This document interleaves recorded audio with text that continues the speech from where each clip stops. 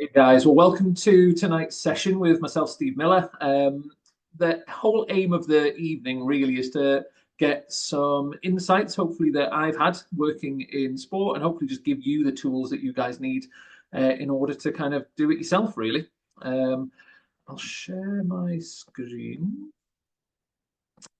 Yeah, so in essence, what you guys will hopefully go away with is a much better idea in terms of how to test things. I think the world that we live in at the moment, if you aren't actually doing any assessments other than literally kind of joint ranges of motions and things, then really you're probably doing a fair bit of guessing. We're certainly moving very quickly into a world where adding some data into our assessments is becoming more and more valuable and more recognized. And I think with that, what's ended up happening is loads of technology firms are starting to infiltrate the market, make some credible products that we can benefit from.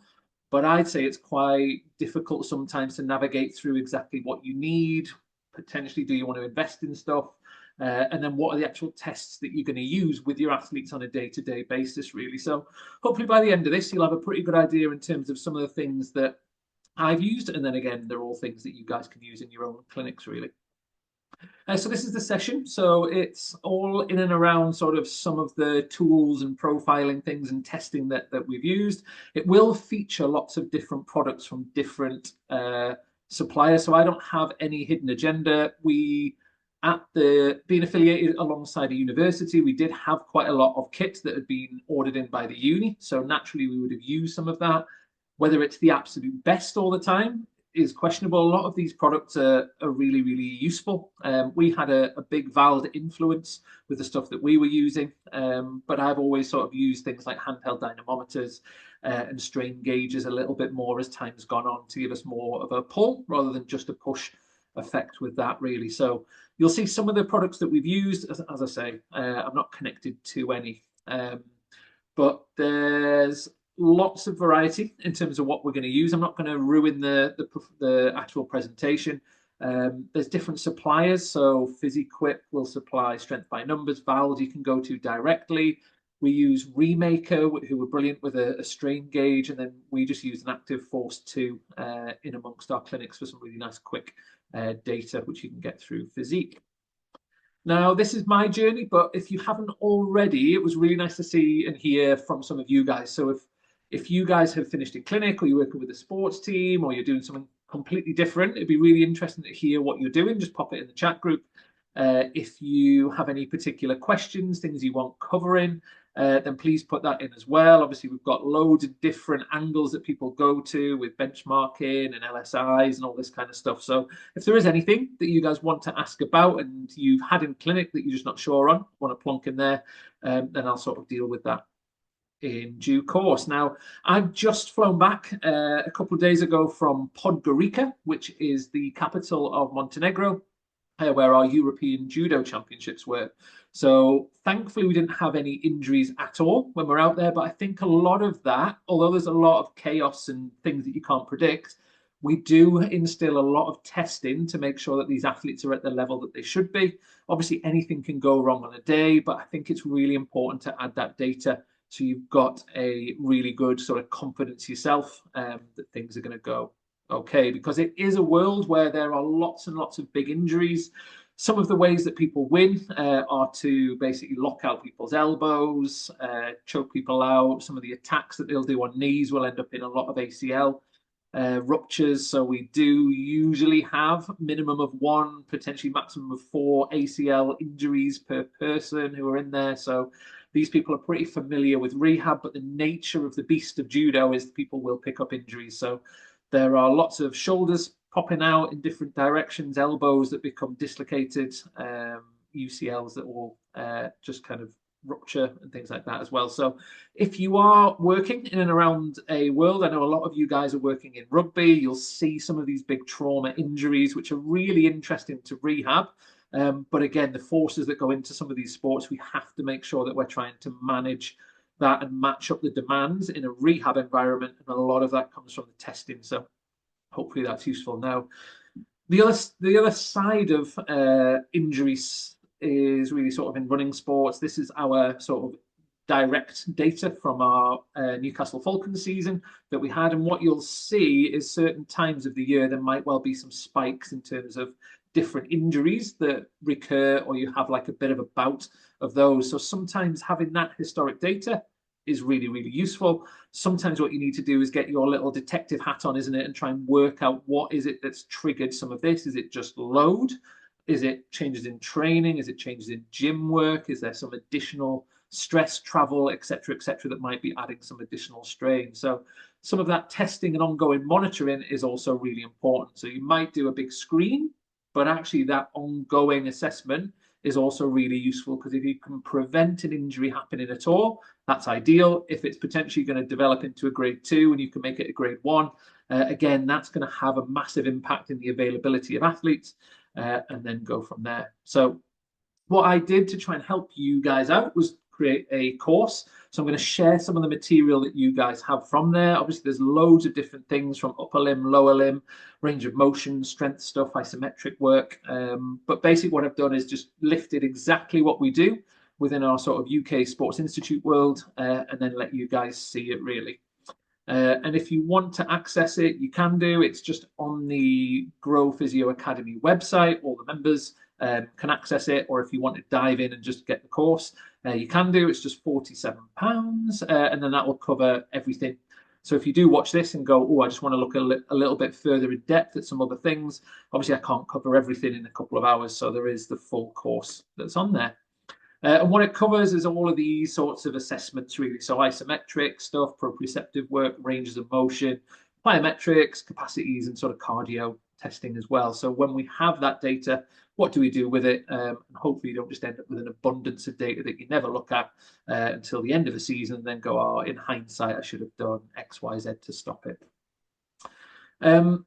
In terms of things that we look at, obviously there's different areas. So there's mobility assessments, isn't there? So movement competency scores.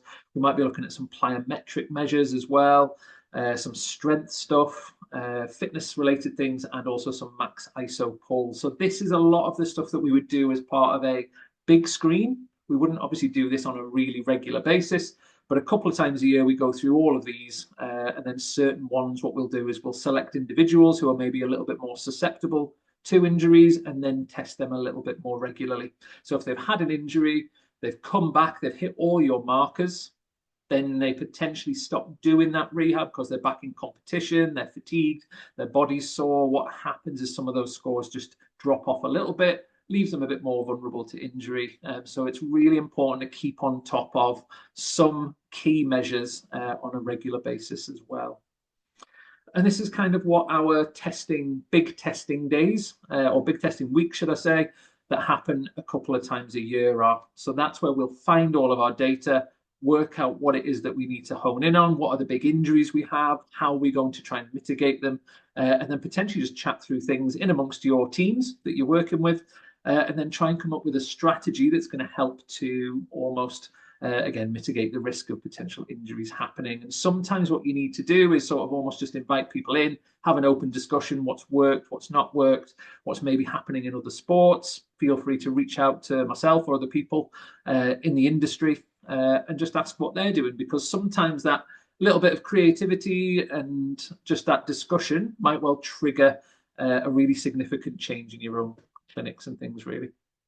And as I say, if you want to dive into the academy, that's something online as a resource that I created to try and almost fill the gap that I felt that I was missing when I stepped from a pretty advanced role within a sort of NHS environment into a sporting role and didn't feel very ready for that. There's a huge change. So now that's just grown and grown, really. So that's all available for you on there. Now, before I get into it, what I want to do is just, I appreciate there's going to be people who are at different stages and different understandings of what's been going on. People will have tested for years, possibly. Some people will be brand new. So what I want to do is just introduce some of the key things that are available, and only the things that I've used really in clinic. So these handheld dynamometers are, I would say, probably the most important thing. That I would say, if you only had a limited budget, I would get a handheld dynamometer. Now, we'd use the Active Force 2. It gives you some really nice data, compares things dead easy, just links up with an app. but we've also used the microfet in the past. It's a bit more accurate when they've looked at things in the literature. But actually, for ease of use, I'd say the Active Force 2 is the one that I would probably go with. I think there might even be an Active Force 3 that's come out. And then these handheld sort of grip strength tests are, again, a really nice one for grip strength, but also an indicator of fatigue and also upper limb output. You may not have come across a strain gauge. So this is very much measuring the pull. So what you have is almost like a carabiner. You attach that onto one static side, and then what you're doing is just pulling maximally on that. And what it will do is spit out a score. Again, it sort of live reports into your app on your phone. It's really useful for the athletes to get a visual in terms of a target that they want to hit, particularly if you're doing stuff like tendon training, that you want a sustained load over a certain period. Can be a really, really useful tool, not just from that max output or that peak force, but also little targets in rehab that you want people to try and hit. And anything visual, athletes and patients really love. And if you can demonstrate changes over a period of time, your buy-in is certainly going to be better with those individuals. On the flip side to that, what you might often get in clinic, the classic sort of story really is that people go, well, when can I do X, Y, or Z? And what you want to probably do is flip that back and say, well, when you hit these markers, we will let you progress to that level. So classic things is, when can I run? When can I return to training, return to competition, etc. And again, put it back in their court, give them a motivating factor that when they hit certain targets, that's when they can progress on, really. The other things that are a bit of a mainstay in some clinics and certainly sort of universities and sports teams are these force plates. So these are an amazing option for you. They can obviously measure kind of isometric forces. They can look at discrepancies, left versus right. They can look at reactivity times, etc. So if you have this, there's some really nice tutorials actually on the Valve website that you can kind of tap into that have all the protocols and things that are on there as well. But again, they're really nice little options that you can have. So as a bit of an overview though, just before we go into the first session, where we're going to introduce some of the equipment and some of the testing strategies that you may consider, we'll do that. And then what I'll do is I'll jump back on again, open it up to questions that you might have. And then we'll go through quite a lot of the sort of lower limb strength and capacity testing things that we use. And hopefully that'll give you some baselines. It'll give you an insight into sort of the discrepancies one side to the other. And then again, I'll jump back on again. If you've got any questions, any queries, then please do drop them in the chat group or just kind of save them for when we get back together again. This whole session is recorded, so don't panic if you need to dive out into the beer garden or whatever and you need to go and get some sunshine. The UK's actually tropical today in Birmingham, so it is all recorded. So if you want to watch anything back or you miss something, then have a little look on there and feel free to subscribe to the channel. It's totally free. It's a bit of a work in progress, but there's lots of assessment techniques and treatment techniques and things that you potentially can have a little dive into.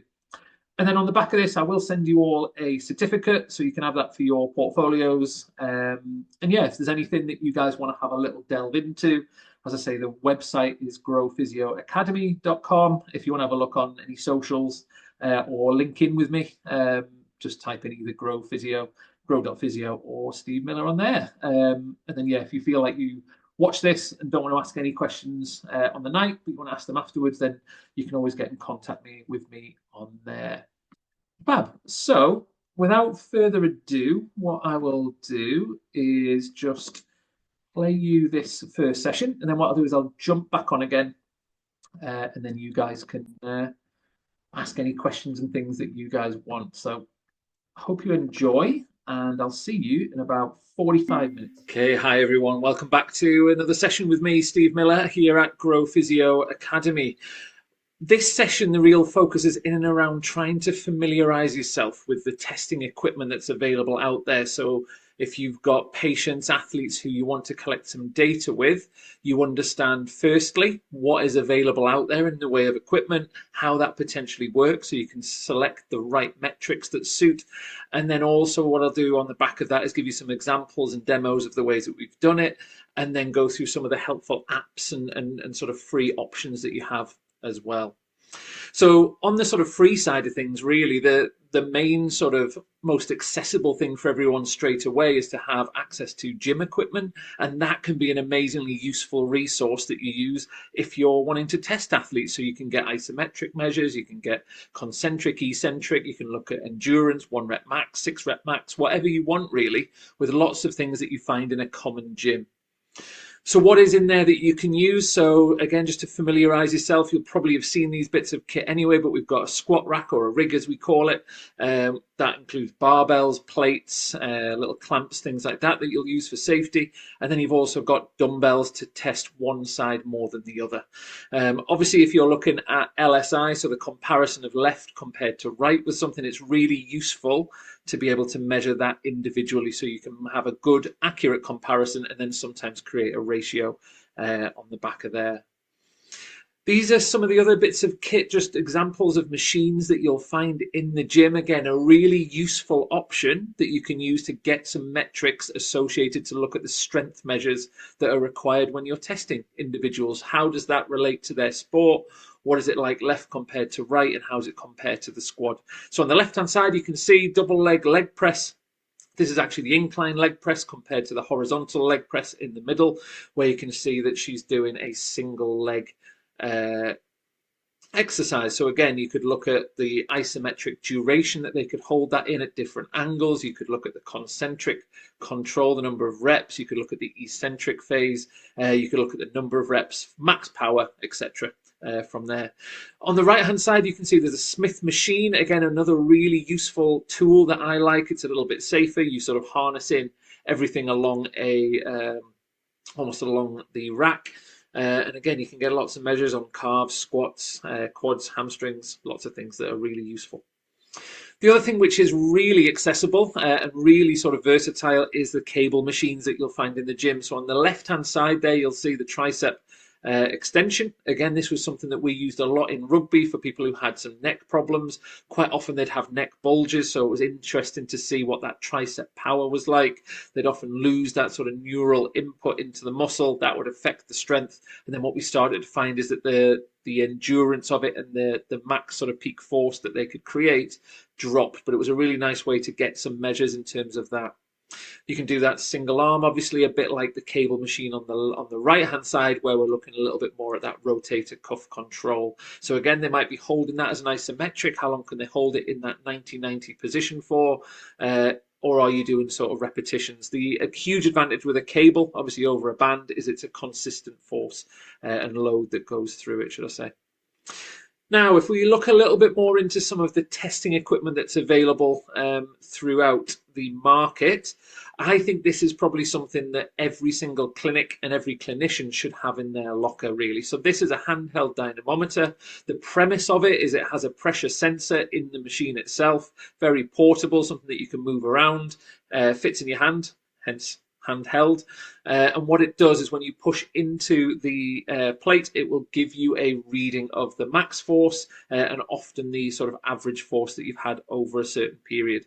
Some of the more advanced bits of kit will look at the sort of the rate of force development that you have and potentially what those curves look like. So in the top left-hand corner, this is a microfet, something that you see a lot in research, potentially because of the more consistent data and accuracy associated, versus something like the Active Force 2, which is a much more affordable option. That's what we've used more commonly in our world. It spits out data really quickly, so you can see visuals and metrics really nicely. It also has an angle measure in there as well, so if you want to get some measures, maybe not the most accurate thing in the world, but it will give you a nice little clue in terms of sort of rotation ranges of hips, of necks, of thoracic spines and things that I'll show you later on. And other forms of sort of dynamometry, we have the grip testing on the right hand side. And what I've done is just put some rough little markers of the approximate prices that you'll look to pay for each of these on the way through. Force plates, again, might be something that you're familiar with. It might be something completely foreign. So if I start at the sort of most basic level, what you often have are two plates on the left-hand side. Again, what these are really useful for is sensing the amount of force that goes through them, and then often how much time there is between forces. So if you're doing something like jumping, it's going to measure the time that you take when you leave the force plate and then land again. And that's the same as something like a jump mat, which is a little bit cheaper. It won't give you quite as amazing data as force plates, which are much more versatile. You can obviously do maximal isometric pushes into them, which will again compare left compared to right. And also what it does, you'll see that third picture in as it's looking at the sort of postural sway that someone has. So if you do have someone who's standing on one leg, again, it will give you a really nice visual on the amount of postural sway that they have, and they're really versatile. So on the right hand side there, you can see what he's doing is a isometric seated calf raise, much more bias onto the soleus. So he's maximally pushing up. The bar's not going anywhere, so all of the force is being transmitted into that force plate, which is then picking up the information and then being able to spit that out into a format that you can use.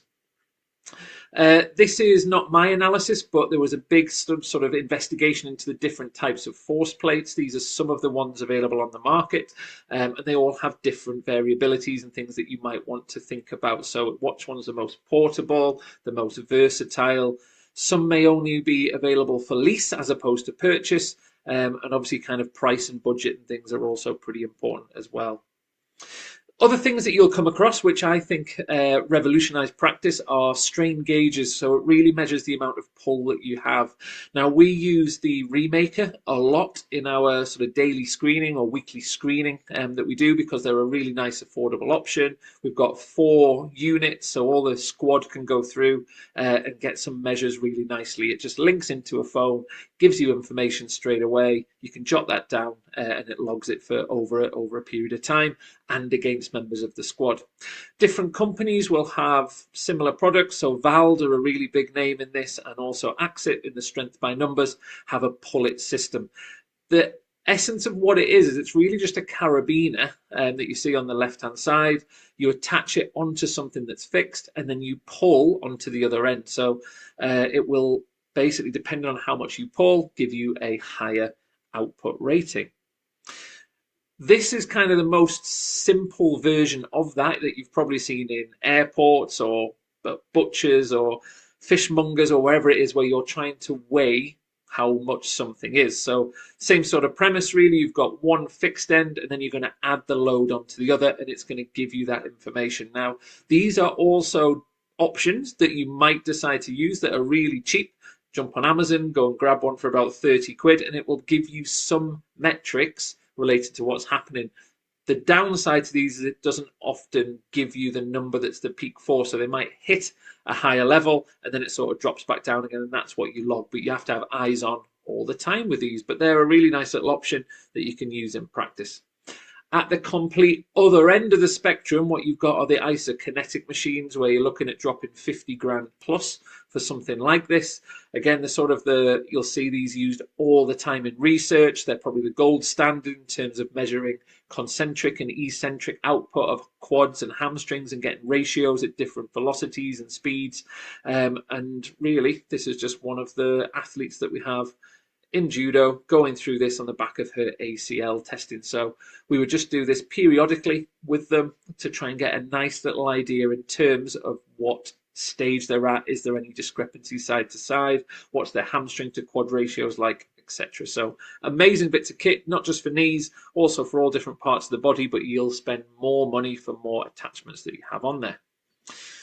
Now, there's lots of different people who supply this technology. I've given you a couple of examples of the ones that are available that we use currently. I'm just going to take you through those in a little bit more details. So again, you've got like a nice imbalanced sort of idea of what's available out there now. These are probably the biggest hitters in the game that we're using at the moment. So Vald are a super force in this. They're doing so much great work with lots and lots of teams in lots and lots of different sports. You've also got Strength by Numbers, which the company is Axit, and they're supplied by PhysiQuip, who are based in the UK. Really, really good company that do lots of equipment, but you'd have to contact them in order to obtain it in the UK. And then what you've also got that you'll find in our gym and testing lab is Hawkins Dynamics, which are force plates, the kind of those Rolls-Royce force plates that you get. And then there's also the Remaker that we talked about. So if I start off with Vald are a subscription sort of model, if you like, payment wise. Again, they're going into all of these top sort of football teams, rugby teams, hockey teams, whatever it is, and doing lots and lots of amazing testing. So you get a really good battery of tests from lots of bits of kit that they have, and then it pulls that all together into a central hub where you can use it. It is not something that you can purchase outright as things stand at the moment, and you're probably looking at around 5 to 15,000 per year, depending on how many bits of kit that you use. The really clever thing is it does pull all of the data together, so depending on, regardless of how many you use, you can get one nice sort of analysis station from there. Now, they have force plates that are known as force decks. Again, really, really good. Same premise as beforehand. Measures all the sorts of key metrics that you'd like. Some of your counter movement jumps, your drop jumps, all your sort of peak isometric forces that you're going to develop in some of your isometric testing. It's got your postural sway options as well. They also have really a very clever bit of kit called your force frame that lives in our gym at the moment. And that is an excellent piece of kit, really versatile, really easy to amend the positions. Really what it is a dynamometer. So it's measuring the amount of force that you push into it. But the tricky thing sometimes in terms of measuring is to get some really static, strong bit of equipment or yourself that's going to fully 100% block that movement. So what they've created is a force frame that does exactly that, something that's adaptable to different sizes, heights, all different kinds of athletes really, and you can just adapt the position accordingly. They then have another clever little couple of bits of kit. So they've got their handheld dynamometer, known as their Dynamo, and also their strain gauge that you can see on the right-hand side. That also has one of the inclinometers built into it, so you can get some metrics in relation to angles that things are at. So again, two very small bits of kit that really do pack a huge punch in terms of the amount of options and versatility that you have with that. This is the Vald hub and dashboard that you will generally find that all of the information gets stored into. They have must have the biggest database across multiple different sports. So the other thing that's really valuable is it's all sort of collated centrally. Again, with permissions, you can start to access what's happening in different sports and very cleverly compare. So we might, in a sort of a fighting sport, compare judo to wrestling to taekwondo, etc. And then if you've got running sports, you might compare football to soccer to rugby to cricket, whatever it may be. So again, you can get some really nice shared database that's from there. The other thing that we use it for, which is really nice, which is again, I think really clever, is it compares the entire squad that you have. So if you've got 20 individuals who've all undergone the same testing, it will plot that information for you. And then what you can do is set a target level. So they have a real nice element of competition where they compete against each other, trying to hit their specific levels. And then you can very clearly in a snapshot share that with athletes, with coaches, and then see exactly where people are and where you need to focus in on some of your strength and conditioning on the back of that. Another amazing positive that Vald has is they have a huge team. They're very developed. They put lots and lots of helpful resources together on the website that you can access free access wise. So one of those things is it will talk you through some of the terminology that's in there and lots of protocols in terms of exactly how to do this for consistency. So the idea being that if everybody's doing the test in the same way, you're going to get a really nice consistent inter-rater reliability that kicks in there. So if you aren't sure on some of the sort of terminology and jargon that goes on in and around testing, have a little pause of this, have a little read through some of these things, and it should make things a bit clearer for you. The other company that's I've used sort of in private practice a little bit more than I have done with teams is the Strength by Numbers. These again are a combination of force plates, handheld dynamometers for the push aspect, and then also a strain gauge. The difference between Vald and Axit is really in terms of the price and the package. So the price of this, you can pay a one-off fee, or you can spread the payments or whatever you want to do. But basically to own it, it costs about 10 grand. So that includes all your kit, all your software. So once you pay for that, you're not paying an ongoing rolling sort of contract really. So whatever suits you, you can do that. And the other thing is, again, with both of these companies, you can contact them online. PhysiQuip are an amazingly good little company, as are Vald, in terms of sort of supporting you, bespoking things, answering questions, sending people out and helping you on that way. So just to kind of familiarize yourself, and so you can see this, again, the same similar sort of bits of kit. These are the big three go-tos at the moment. So you've got your push it, your pull it, and your force plates, which is known as the stomp it in here. So you've got a counter movement jump there. Obviously, you can do double leg, you can do single leg. This is a bent knee calf raise, again, really useful for the force absorption side of things when you're running. But I think, again, the thing that's really, really clever and probably a little bit quicker than Vald with this is the speed at which it pulls the data together onto one system. So literally once you've tested, within about 30 seconds, you've got all the data that's pulled in there. You can create your own PDF, send that to your clients or your athletes or your coaches, whoever it may be, and then almost you've got that instantaneous access to all that info. So again, just on the left-hand side, you've got your sort of handheld dynamometer, you've got your strain gauge, and then your force plates, which you can use in various different ways. You can see him doing a sort of almost like a mid-thigh pull in that position. This is some of the data that we had them come in and do quite a lot of the screening for our new entry-level athletes into here. So this was a guy who had a background of knee problems. So we wanted to know a little bit about his knee flexion and knee extension output. It looked at the peak forces that they created, the rate at which they created that force, that RFD. And then they looked at the hamstring to quad ratios to see whereabouts they were. So again, excellent little bit of kit, worth having a little look at if that's something that you're interested in. The other thing we have is the Remaker. So again, similar sort of approach really. It's a strain gauge, so you're pulling onto this carabiner, and then with a static held position, you're going to get some nice metrics on the back of that. Again, you can buy it outright, and then depending on how many individuals or how many logins that you want for the staff and how many athletes there are, they'll give you a pretty hefty package of athlete access already. I think it's up to about 20 that's included. But if you want more than one login, you just pay for an extra login. It's really reasonable, and something that we use, as I say, on a weekly basis to get some nice entry data for the athletes. And again, what it'll do is the beauty of it is it will spit out the information immediately. So you can see what we've done with this individual on the left-hand side is his lying leg curl, sort of a prone hamstring curl. That'll show you on the next page. And look at the amount of output and his peak force that he's created. Gives you a nice curve immediately within a second of completing the test, and really kind of versatile for loads of different testing that you can do, really. So this is how we set it up for something like a hamstring. Again, this is what we do on their entry day every single week. So we get a gauge in terms of whereabouts their hamstrings are at. They'll just do a 3-second pull, a 50%, 75%, and then we'll log their 100% output once they've done a little warm-up. And this is kind of what it looks like, really. So we'll attach the Remaker onto the squat rack, and then we'll use a attachment that goes in and around just above the malleoli. Try and keep them in a slightly plantar flexed or neutral ankle position, just so we don't get gastroc doing all the work. And then basically what they do is they engage from there. I give them a countdown, 3, 2, 1, and then basically they pull.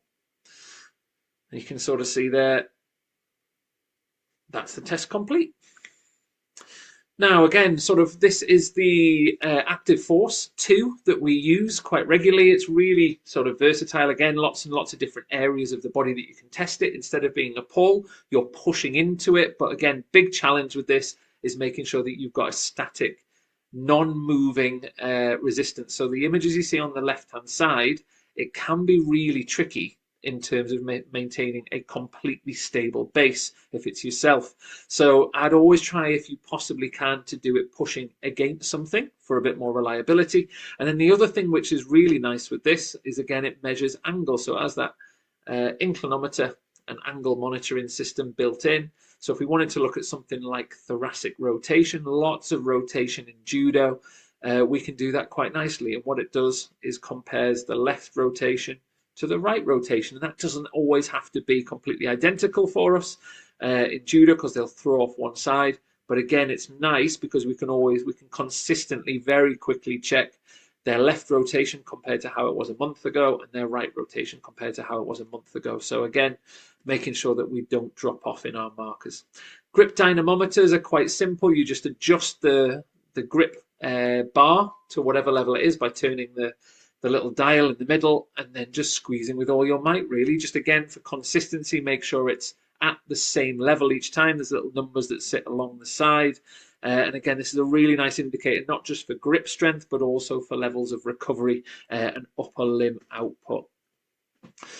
This is the Hawkins Dynamics plates that we have. We actually have these embedded into the floor, which is a really nice little touch because it doesn't stick out, so people can do their jumps, don't trip over them. We have visually impaired athletes in the Paralympic squad, so anything that we have, we ideally need to have it embedded into the floor. So that might just be something worth considering. You can use these you can run over them. You can do all sorts of things that give you a nice, really accurate, different level of input from there. Depends on how accurate you need to be, but you can sort of see on the left-hand side, it gives you a wealth of information. That might be more information than what you need, but these are probably the gold standards in terms of the gourmet version in there. Other things that you might well come across is something called the Opto Jump. So this is what we have used in the past in terms of sort of measuring vertical jump height, the amount of time that they're in the air, and obviously the time between the two contacts are really, really useful.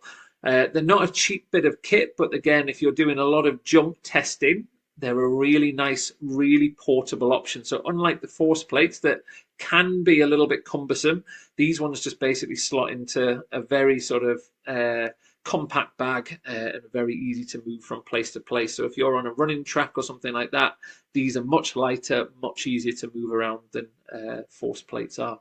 And you can sort of see there's various different things. Runners will use these, jumping athletes will use these, and you can also get some measures to do with the sort of the speed gates from there.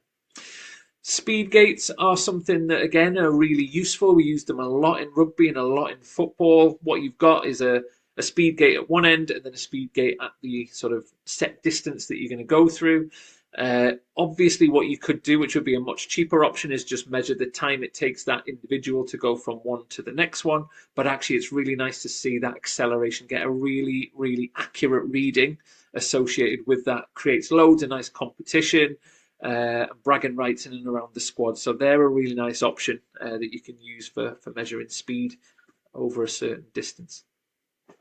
So again, I think they're probably the bulk of the major bits of equipment. I just want to sort of highlight a few other things that you're likely to need.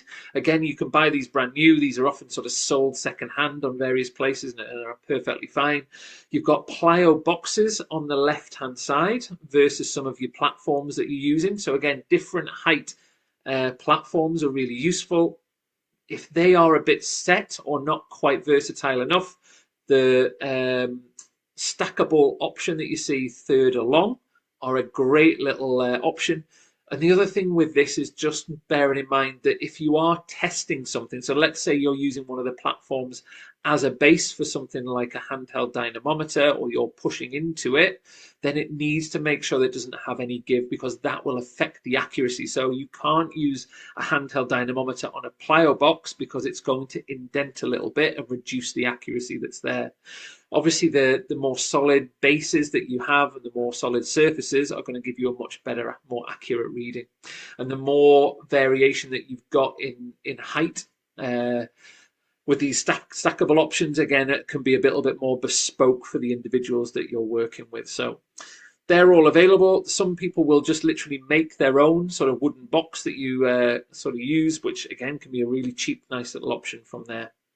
Other things that you'll need are sort of tape measures and ways to measure things. So again, lots of different options that are out there. You can use stuff that is fairly small, fairly light, portable, etc. And then you've got some bigger options like your sort of meter rulers and things. And if you need to measure any angles of anything with a goniometer, obviously you've got that as an option. The reliability that I think and the variation of exactly the perfect degree, I think, is quite difficult to get sometimes with a goniometer.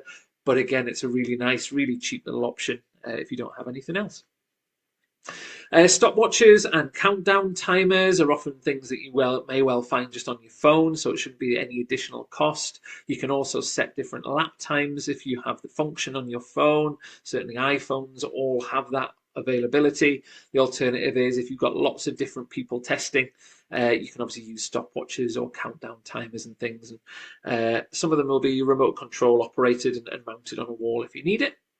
Other things that are quite handy just to have around if you haven't got them already, some cones are quite useful. So potentially if you're doing something like this sort of Y excursion upper limb test, you can sort of measure it out with some tape and then just use some of the cones rather than maybe having to buy a specific testing bit of equipment. And then obviously you can sort of see me just going through here, measuring the distances using that measuring tool. So cool.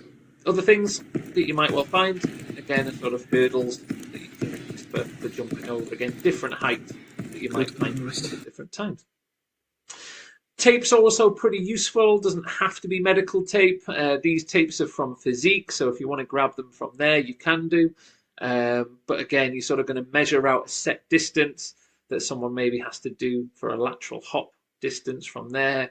Again, if you want to use my code of Grow Physio on their website, it'll give you some discount as well. Now, the other thing that's quite handy just to think about is how are you going to accrue all of that data, because you may well end up with an abundance of data. How many times do you want to kind of pen and paper it, put it into an iPad, into a laptop, or is it possible to get it straight onto the laptop immediately? Again, you're going to end up with a lot of data, so it's really important to plan out what it looks like before you start.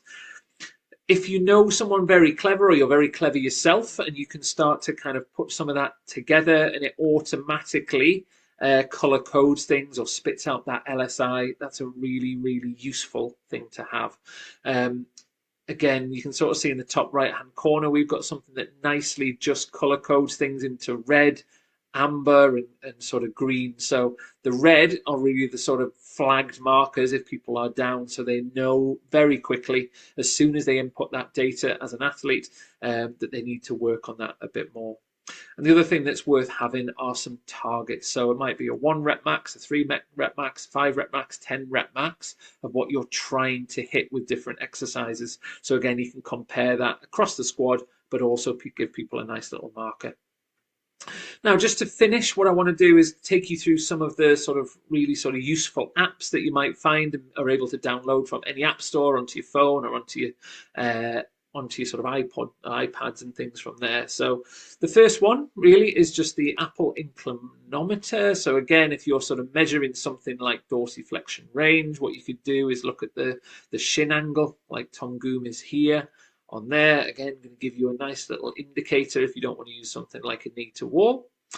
This is quite a nice little option. Again, this is the calf raise app that you'll sort of see really handy. You can put 2 little markers on and basically get them to maximally go up. And then you know the distance and height that they're able to reach. As soon as you start to get a drop off, you're going to give them a warning. But it's quite difficult often to know exactly whether or not they're going high enough. So really useful, and then can give you a really nice breakdown in terms of what that analysis has been in terms of the height. So not only do you have to eyeball it, you've also then got something that measures the height of every single individual rep that they've created.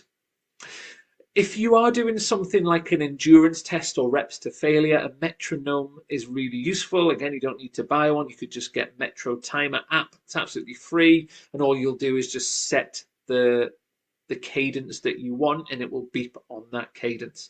If you're a runner, what you might decide to use is something called this Run Cadence app. But again, both of them will do exactly the same thing. If you've got a jumping athlete, again, this My Jump 2, which is available at the moment, it's probably going to be sort of 3 fairly soon. I'd imagine it's been My Jump 2 for quite a while. Basically, what it will do is just analyze the takeoff and the landing of these individuals, and then it will create some numbers for you as soon as you do it. So these apps are brilliant. Again, you don't need to buy any specific bits of kit, but you're going to get a reasonable amount of information that for Joe Blogs is going to be enough to give them plenty of information that you require.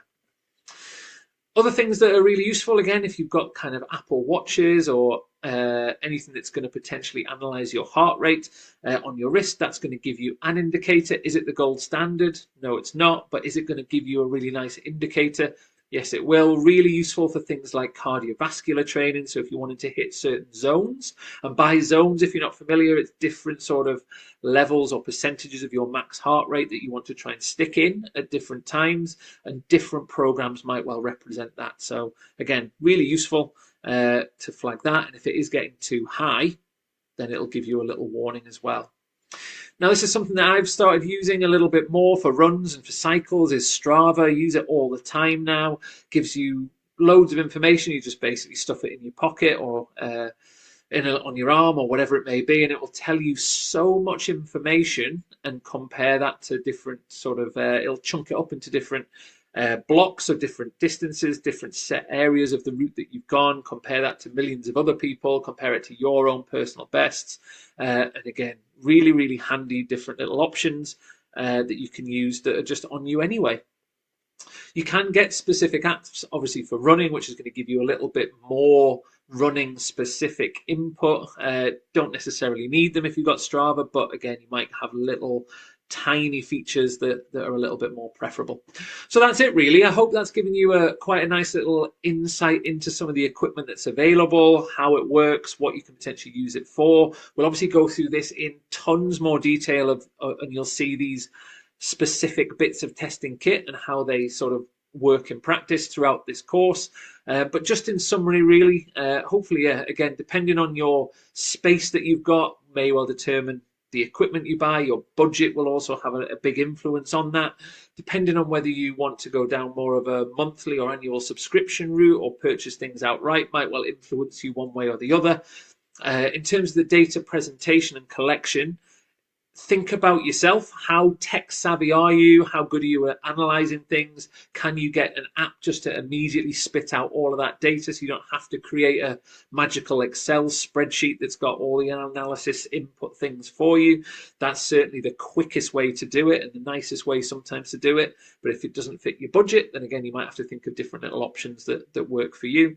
Or if it's quite bespoke, the data that you want to capture, it might be that you have to almost create your own.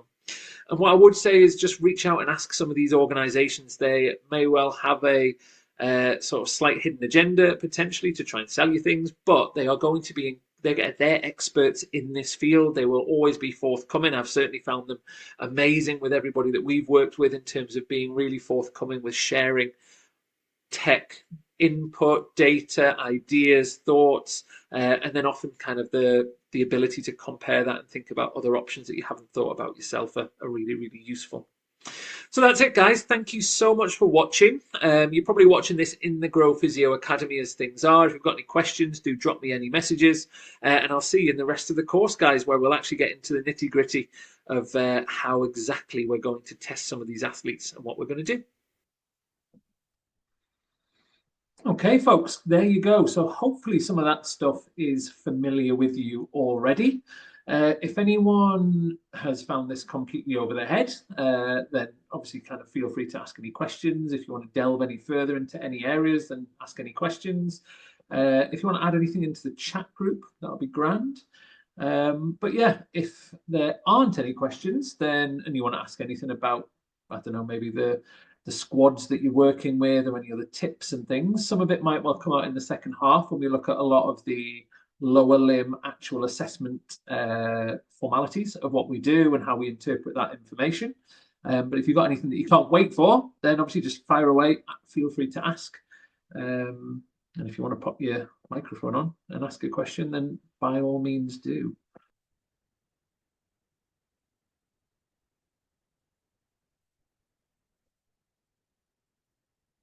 Has anyone got anything that you want to ask, or is everyone frazzled, or are people just sitting in a beer garden somewhere, just chilling? If only.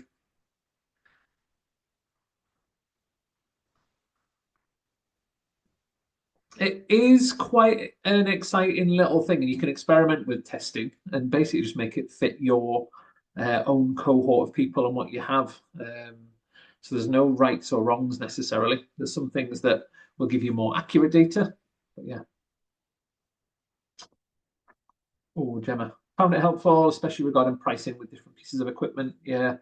As I say, I've got no hidden agendas. So if there's, I would just, yeah, if there's anything you've seen and you think, oh, I wouldn't mind knowing a little bit more about it, probably just reach out to the actual manufacturers of it or suppliers of it. So sometimes the product that you are looking at might not be supplied by them directly in the UK. So Vald are pretty much Vald, like you can find them wherever. Strength by Numbers is supplied by PhysiQuip. And then, yeah, things like Active Force, you can probably buy them directly off the website, but usually I would say probably go to Physique for that. And on the Active Forces stuff, yeah, if you want 10% off, you can use my little code Grow Physio. I think it gives you 10% off everything on the site. So feel free to dive into that. It'll save you probably about 20, 30 quid probably on that. Cool.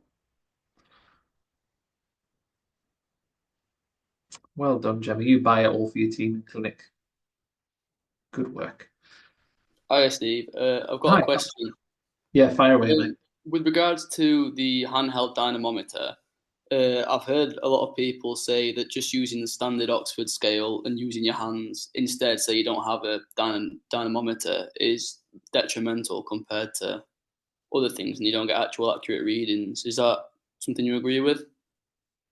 I'd say if you've got someone who's active, functioning pretty well, then I don't think that most of them will have a grade 5 on their Oxford scale. So if you test them inner, mid, or outer range, they're going to be able to push against you. But what it's really useful to do, whether you use something like an active force for a handheld dynamometer or you use just weights in a gym, to expose deficits or lack of max peak force or lack of endurance, I think you've got to expose that in a different way. So yeah, it might be that you look at the number of reps with a certain weight that you have on one side and compare that to the other one. And when I look and think back to probably some significant ones in rugby, people who've had neck disc bulges or cages that have been put in and things subsequently, um, they would still potentially have a grade 5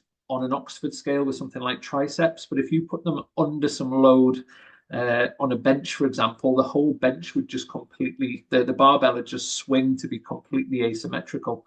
So yeah, sometimes they might have a grade 5, which is just that force against you that you can feel. But yeah, it's just not representative and it's all subjective as well. Whereas if you can objectify data, it's really useful for putting into notes to set new targets and you can be just much more accurate. So if you've got someone who's early stage and you get some readings, maybe testing that 6 weeks later and then another 6 weeks later, for example, what you should find is that there's some significant improvement.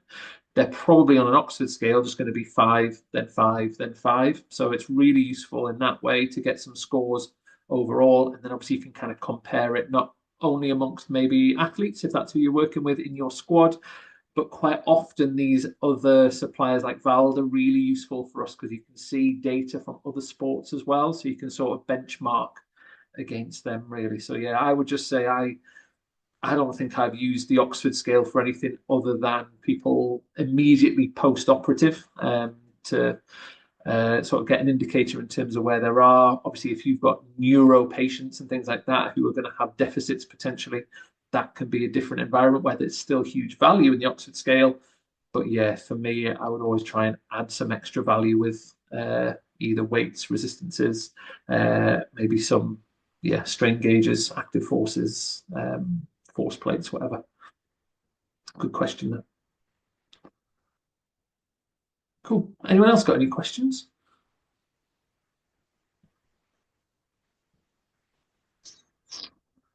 No takers. All right, let's fire into the next bit then. I'll give you 30 seconds just to, in case anyone plucks up any courage to ask any more questions. I don't think I'm too scary. Grand. Okay, no more questions. Let's fire in to the second part then. Go from there. So this is all the sort of lower limb rehab stuff. So enjoy this, and I'll see you. Okay, hi guys. Welcome back to another session at Grow Physio, where we're really going to go through a lot of the really important lower limb testing and screening protocols that I use with some of my athletes. So hopefully you can lift some things that you apply into your own world, and then obviously kind of if there's things that little ideas, creative bits that you get on the back of this that better suit your cohort, then absolutely fine to kind of pick and choose from there. Now, we're going to try and run through most of the lower limb in this section, bar the hip and the sort of trunk area. So we're going to look a little bit in and around sort of ankle and calf, range of motion, capacity and things. So you can sort of see one of the athletes just going through some single leg calf raises, probably the easiest, most simple of all of the tests. And then we'll go through a little bit on range of motion and capacity of quads and hamstrings. And then also sort of look at some of the more gold standard testing where we've got some of our athletes going through things at the other end of the spectrum that are way more advanced, way more complex, and give you way more information that you can use, like isokinetic testing, really. So as I say, there's a major focus in on the lower limb in this section. If you want to have a little look at some of the measures and metrics in and around the hip and trunk area, I'd really recommend having a look at that after this. So really important things that you can see here with hip internal rotation, some of the output of abductors, adductors, as well as lots of other markers that have a big influence on that lower limb. So again, really important to marry the whole thing together. Now, it's also really important to have a little idea in terms of sort of what people are aiming for on some of these tests. So this is just a snapshot of one of our screening days where we went through and we tested all the athletes. So I've just blocked the athletes out for confidentiality.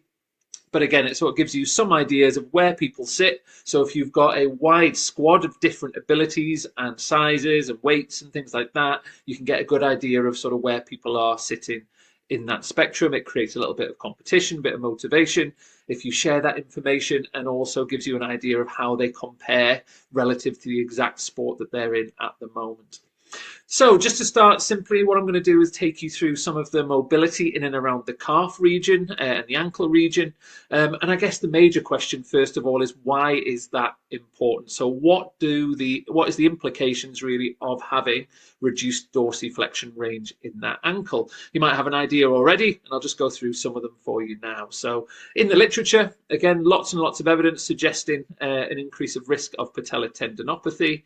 There's an increased risk of developing plantar fasciitis, Achilles tendinopathy, medial tibial stress syndrome or shin splints. Anterior knee pain is linked to reduced dorsiflexion range, an increased sort of earlier toe off times, heel off times, etc. And then also thinking about sort of ankle sprain risk as well. So what does it look like? What is a knee to wall? Well, it's a weight bearing test where really you're looking at the dorsiflexion range that athlete can produce. Now, the major aim of this, and you can see the current Paralympic champion going through this here. This is part of his weekly monitoring screening that we keep an eye on in the lead up to Paris Olympics. What he has to do is basically start with his toe as close to the wall as possible and gradually just nudge his little way back until he feels like that heel comes off when his knee is about to touch the wall. So major things to keep an eye on, making sure his hips remain square. You've got to decide whether or not you allow pronation or not, or you're really strict with that. Some of the other testing tools that are available will actually almost have almost like an orthotic that they do this on, so they don't allow any pronation. It's totally up to you how you do it. This is what it'll look like in live time, really. So this is one of the athletes, again, going through a knee to wall test that they'd go through. They'll have their marker and measurer just next to them. That might look like a piece of laminate that you've marked up. It might look like a meter ruler, might be a tape measure, anything that you want to use that's going to indicate very simply how far away that big toe is from the wall.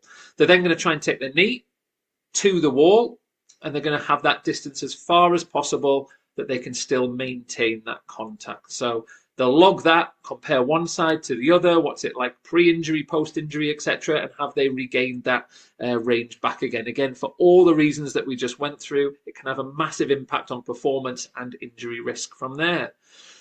This is just a little visual aid that our athletes have next to the knee to wall station, so they know exactly what the right technique is, what are potential fails or limiting factors that will give them false positives or less accurate scores. So I'd really advise doing this. I'll save a version of this that you can sort of download and use yourselves if you want to for ease. The other thing that's really useful, again, as we get scores, is to compare one side to the other. So anytime you've got a left and a right side, really valuable to compare the two of them, be it range of motion, strength, range, whatever it may be. And then also see where that sits in amongst the group of athletes that you're working with. So you can see the highest distance that we have within our current squad of judo athletes is 17 centimetres on a knee to wall, the lowest being 5 on the right hand side there.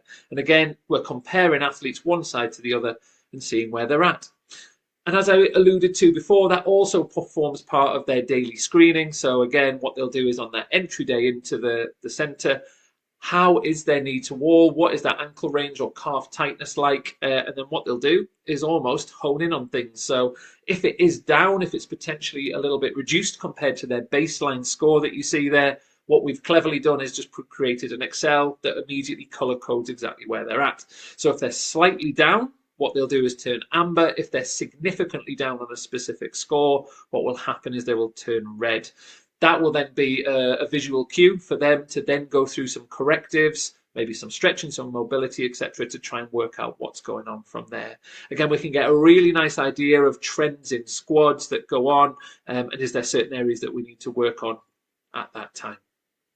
So that's a little bit on sort of calf and ankle range of motion. If we look at more of the capacity testing, around the calf, it's really important to differentiate between sort of straight knee, which is a little bit more gastrocnemius bias, or a flex knee exercise where you're loading with more bias onto the soleus. And again, similar sort of question really, why is it that calf strength matters? Well, there's so much evidence out there suggesting that that has a big impact. Some of the things I've harped on plenty times about in the calf module is the impact of that soleus and that absorption properties that it takes. Some of the literature saying it goes up to about 12 times body weight. Some of the more sort of consistent findings, 6.5 to 8 times body weight when you're running, going through your calf. So just being body weight strong enough is very rarely strong enough to cope with the stresses and demands of running and sport, etc. Again, sort of increased lower body strength and joint stability comes with an increased calf control that can reduce the risk potentially of Achilles tendinopathies, any other sort of secondary injuries that might well come, be that overuse or sort of traumatic. Again, little things like Achilles tendinopathies that are likely to occur if you're not loading correctly through a certain side is pretty commonplace. And then some of the performance things, so the speed, the agility, the endurance, the jumping ability, etc., as well as sort of improved balance and coordination are all linked in with calf strength. So again, really, really important. So what are we going to do in terms of sort of testing it? Well, you've probably seen this before on many sort of tests. If we want to look at the endurance of the muscle, what we'll do with a bit more of a gastroc bias are just some simple calf raises off a static platform. This is a 5 centimetre box. We could add another one if they had more increased range, but you can see what they're doing on a set metronome timer is going from the bottom all the way up to the top of their range. Now, we can monitor that range really well with different tools and strategies that we can use, some of them being potentially sort of 2 little markers with a rubber band going across, and when that becomes straight again, we know that they've gone far enough up. It might be they're going with their head to a set height. It might be you've got a little marker next to them that you're eyeballing, or you might use a little app potentially as well.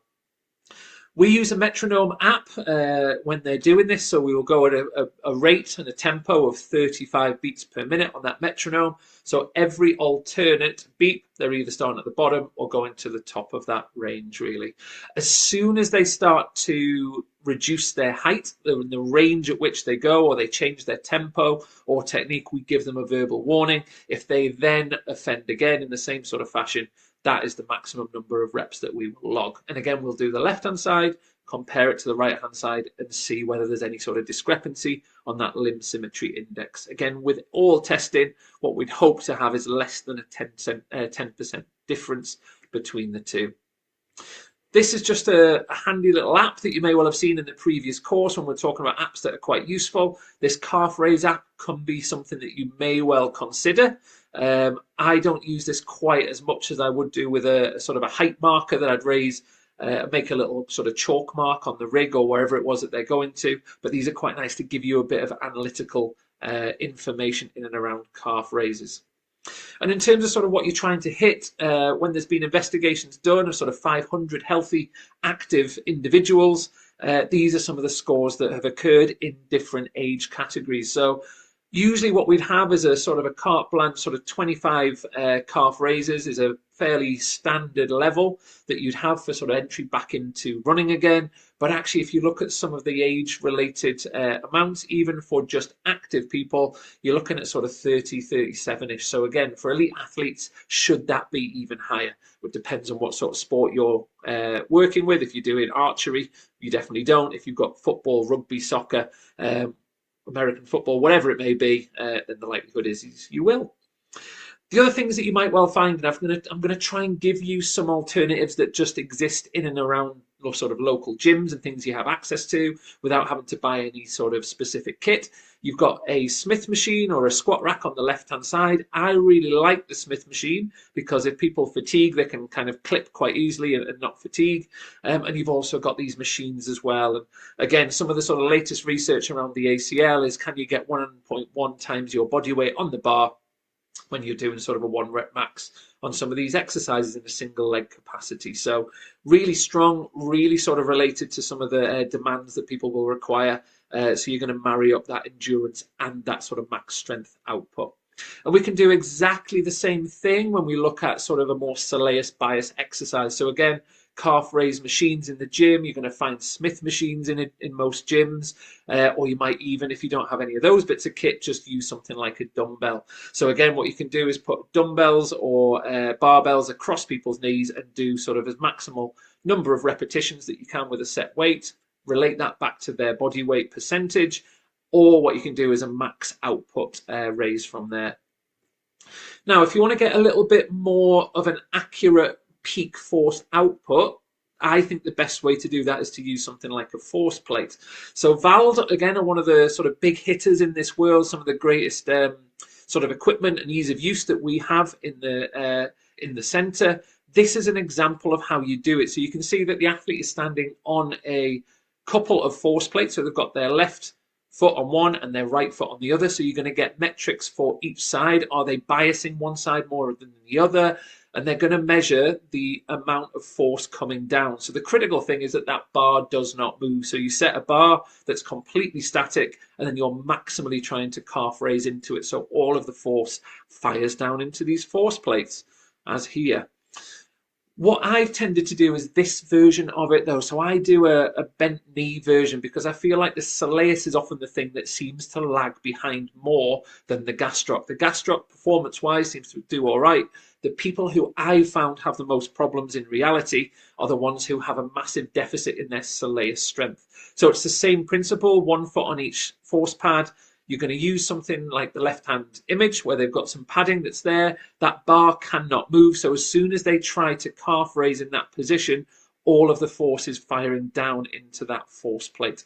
And you can see one of the other athletes that I'm working with on the right-hand side there, where we've again just set them up onto a plyo box and then got them with feet onto a set of force plates. These are the Hawkins ones on the right-hand side. So that'll give you some nice information in and around calves. Similar sort of principles really relating to hamstring mobility, but again, sometimes you need to see these sorts of things to understand sort of how to do it and what best fits with your own group. So I'll take you through the sit and reach once we've kind of gone through some of the reasons why. So why is lumbar pelvic and hamstring mobility and neural mobility in and around that area really important?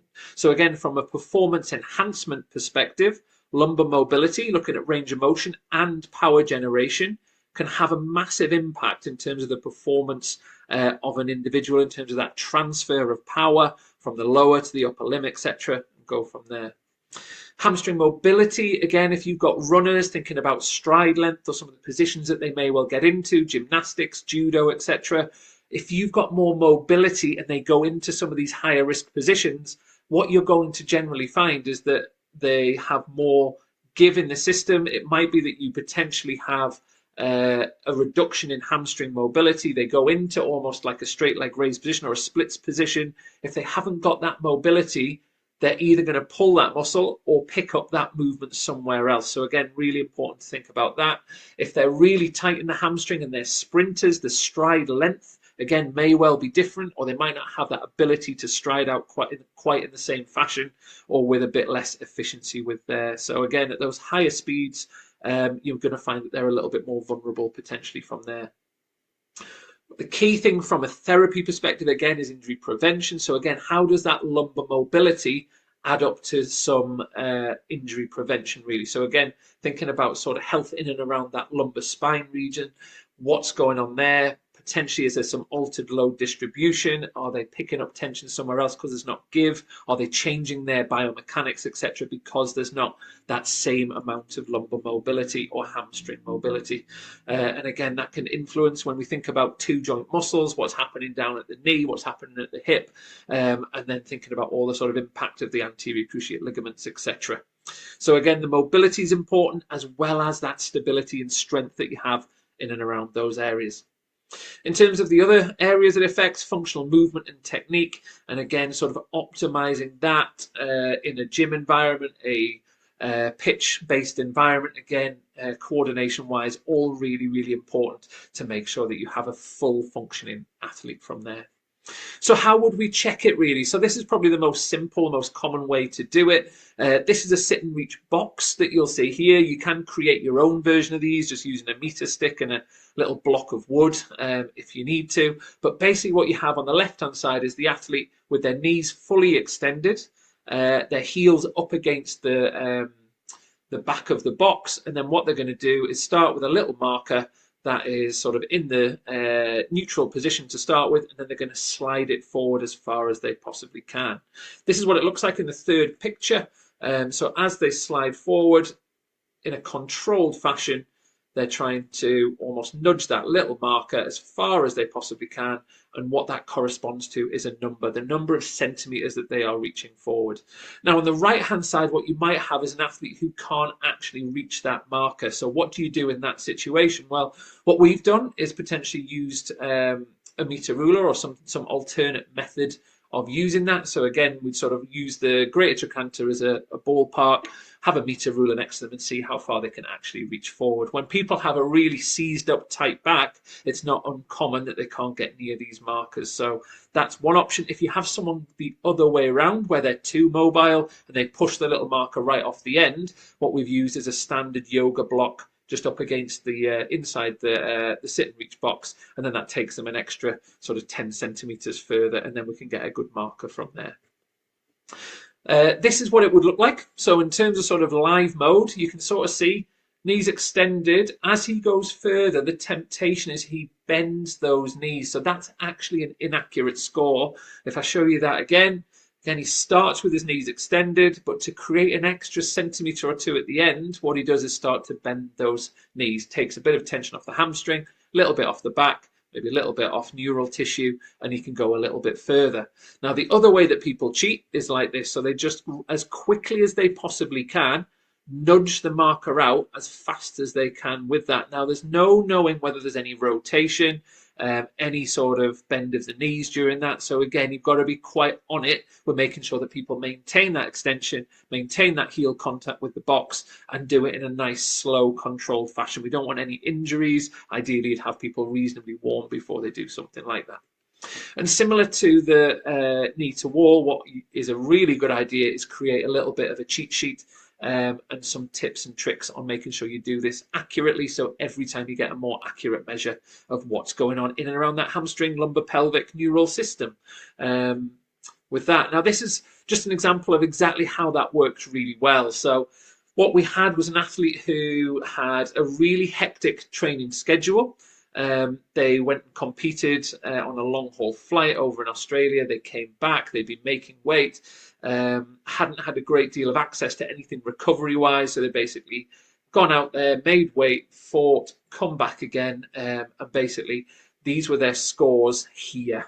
So you can sort of see there was some big deficits on sit and reach. So they dropped off 4 centimeters on their sit and reach compared to their baseline score, which was 21 to the left-hand side. And their hip rotation was down on both sides significantly, as well as some deficits in their sort of grip scores as well, which might indicate a bit of fatigue.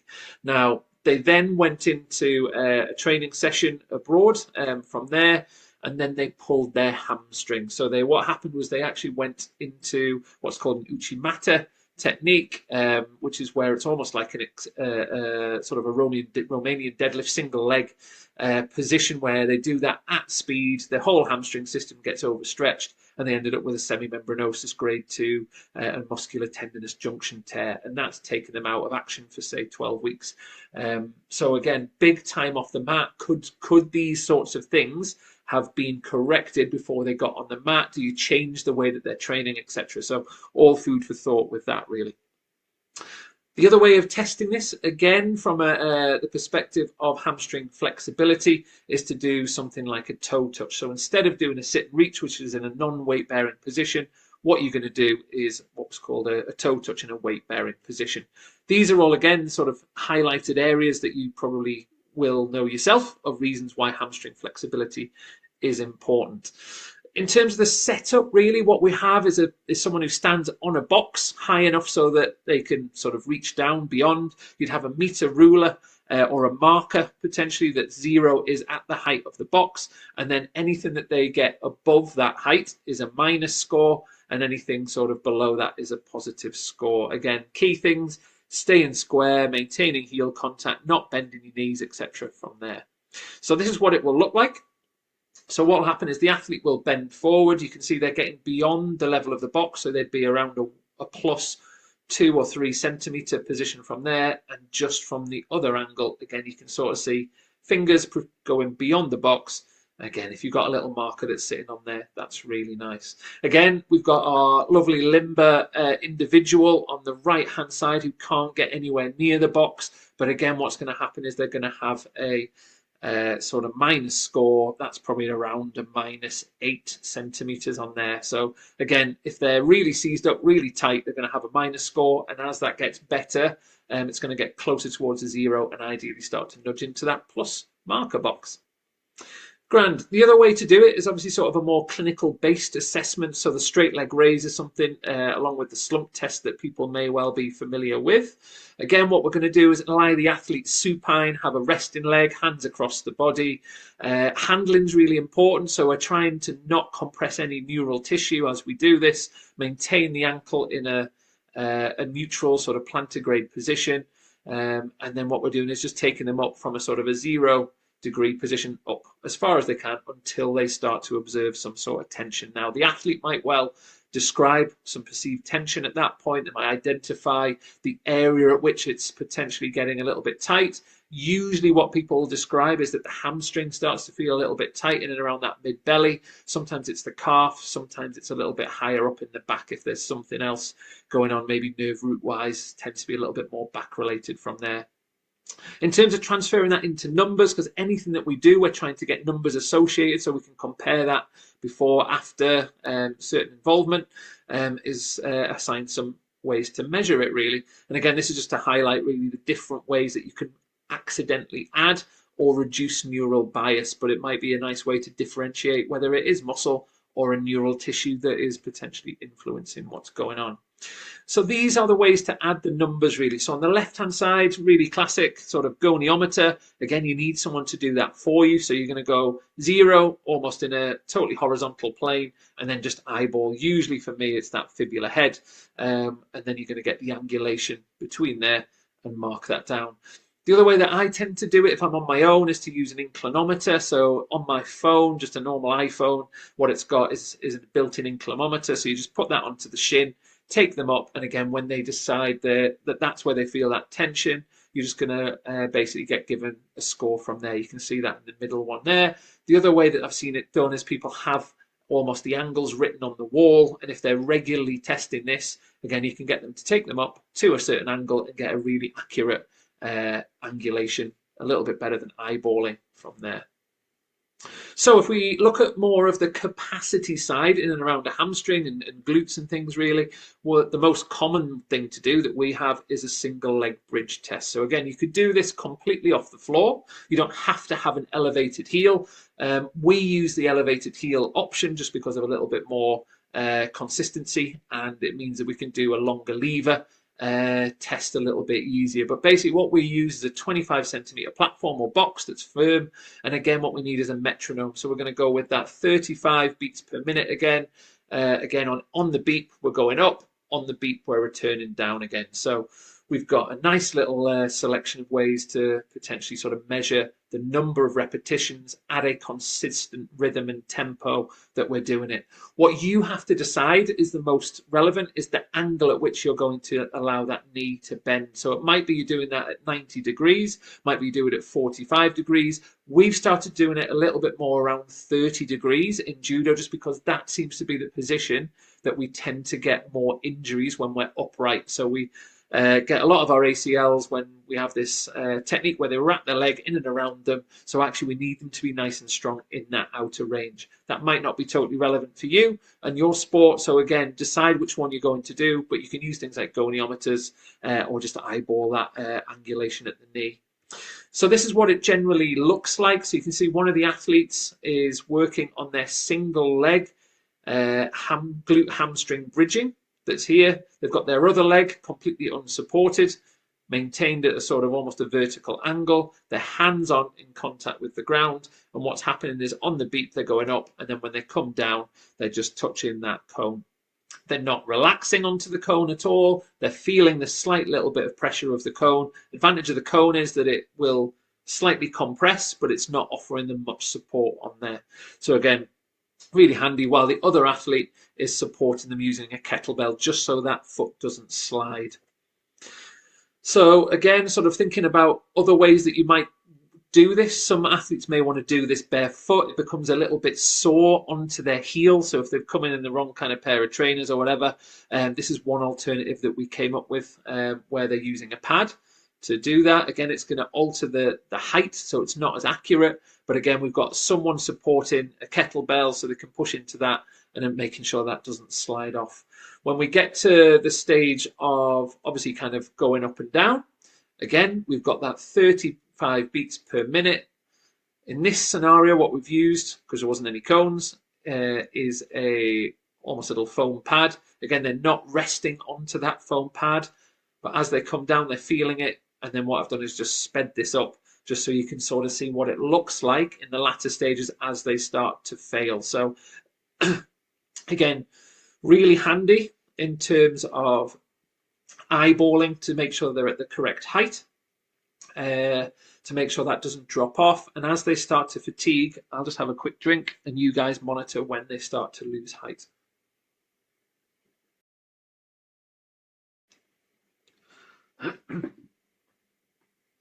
So you can see he just physically couldn't carry on. He was given a warning that he started to drop. And then again, if they don't meet that correct height again, then that's the end. And you log the score, compare their left to their right, get an LSI and go from there. In terms of LSI or limb symmetry index, this is the sort of really quick and easy calculation you can do where you're basically taking the affected limb and the number of repetitions or the output, dividing that by the score for the unaffected limb, and then timesing that by 100. So that'll give you a percentage. And again, what we look for on return to competition is less than a 10% discrepancy. The ideal would be that that is literally exactly the same. And across the board, when we look at what other athletes are doing, you've also sort of ended up in a similar or better position from where they are. The slight little risk of comparing to where they were before their injury, if you have that data, is obviously they got injured with that level of strength. So ideally you want to have that or higher than what they had before. Again, you can sort of see different ways of measuring. So this individual, to ensure they're at the right height, is basically using their hand just to make sure that they hit that. I don't know whether that's particularly accurate just because they can bend or extend that hip or knee and change what's happening there. I would generally look at the distance of that backside from the floor when I'm measuring. On the right-hand side is just an interesting little study that was done by McGill et al. A couple of years ago.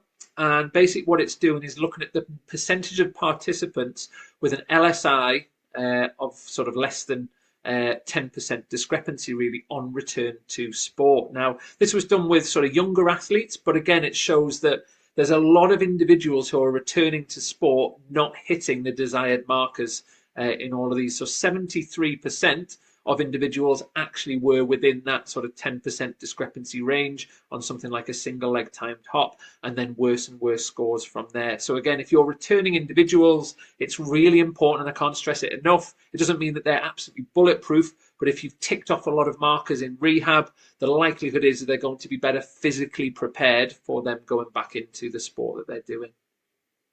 One of the other ways that you can check your hamstring is to do almost a long lever isometric heel dig. So this is what we would do quite a lot. This was actually part of our entry day screening at Newcastle Falcons, where basically the individuals would come in on that first day and they would do a dig to their maximal contraction. So you can sort of see here what we have is the Microfet 2, I think it was, which is a handheld dynamometer underneath the heel. And what they're doing is at a set angle of knee extension or knee flexion, they're maximally contracting down. Now, it's really important to make sure if you're doing anything maximal that you warm the individual up. So often what we'll do is a 25%, a 50%, a 75%, and then go into an 100% maximal contraction. So again, what you're going to get is a peak score. So sometimes what people will do to cheat is they will start totally relaxed and then explode into it, which gets momentum. What I'd advise doing is just slightly engaging on the pad and then almost a little countdown. And from that engaged position, then maximally contracting for a bit more accuracy from there. Now, the other way that you can do this, which is really nice, is to use something like a sphygmometer. So you don't always need to have fancy bits of kit for testing. So what I do is pre-inflate the cuff to about 40 kilopascals. And then what they're doing is maximally contracting down into the blood pressure cuff. That's going to move the gauge, and what you're going to do is eyeball the level that they're at. So again, you can get quite a nice measure very quickly of each individual. It does need somebody with you or them to be pretty honest. But again, what they can do is cheat by rapidly contracting, firing up to say 240 in this situation, and then leveling out about 200. So I would take the score that they level out at. And again, you can sort of see there that little Microfet handheld dynamometer underneath the heel there and holding for around 3 to 5 seconds. You decide how much you want to do. This is how we've done it in recent world. So again, for rehab or testing, we have a little station where we've got the gauge hooked up in a very non-technical sort of fashion, pre-inflated the cuff to 40 kilopascals. They're then doing that same thing where they're going 25, 50%, 75%, and then 100% maximal contraction to give us a score and an output that we then log and compare to where they're at. The other way that you could do it, which we haven't used before, but again, a nice little way to do it, is to set people on a maximal hold time for something like a long lever hamstring bridge. So again, you could set them up, do 1 or 2 individual athletes at a time. You can even get 4 on here potentially, and then just basically time how long they can maintain that position for without their backside starting to drop down. And again, it's going to give you a nice score. Now, it's worth bearing in mind that these sorts of tests do make your hamstring feel quite tight afterwards. So you've got to potentially time the day and the correct sort of period or sort of within the weekly schedule. That's the best time to do this really. So I wouldn't do this and then do maximal sprints, for example. The other way that we've tested hamstrings in our centre, again, hamstrings have a big bias because a lot of our athletes have had ACL ruptures, they've had hamstring grafts. That hamstring graft side has generally been weaker than the opposite side. So it's really important in terms of, again, thinking about all of the data and research that's out there. If you've had an ACL injury on one side, the likelihood of having it on the other side is certainly higher.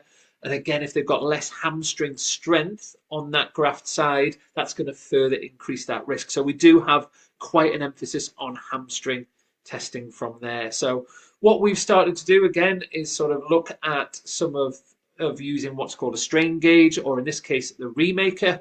The same as something like a crane scale that you could use if you haven't already. Sort of familiarise yourself that in the sort of awareness of the equipment that's available for you in the previous presentation. But what we have is a fixed point with a stopper so it doesn't slide off. We then attach that onto a little carabiner and then use the ankle attachment. So just over or slightly above where that malleoli is.